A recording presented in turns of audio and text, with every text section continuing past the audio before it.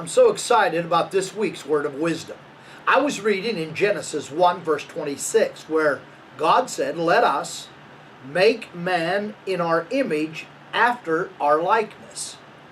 And there were two words, I must admit, that really leaped off the page to me, which were us and our.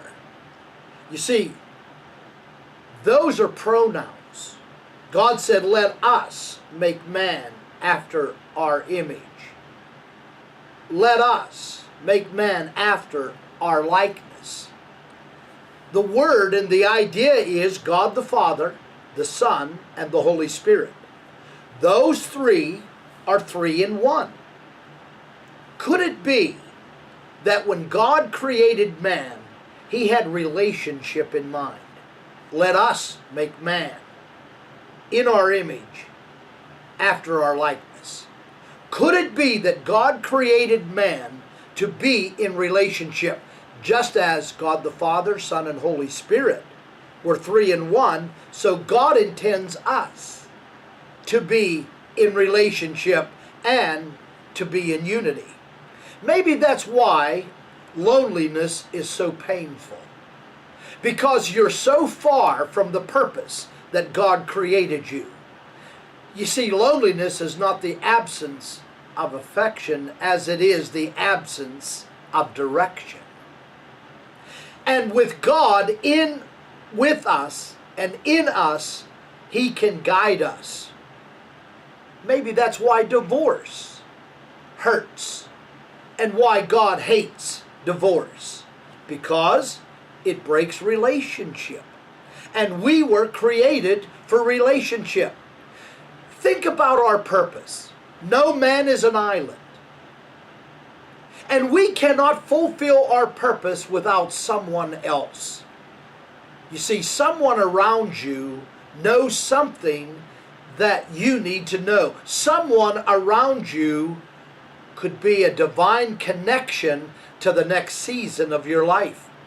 But always remember the difference between perennials and annuals. Annuals are those persons that come into your life and then they exit your life. They are not permanent. They're temporary. But then there are those perennials. Those perennials are pillar people. Oh, I like that. They are pillar people in your life.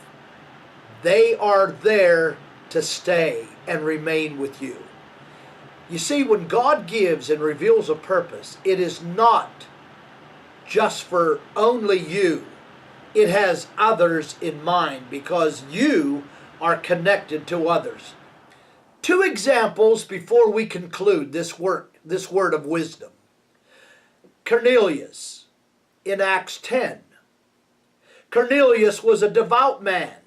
He had a connection with God, but yet Peter was necessary to complete the work that God wanted to do in Cornelius' life.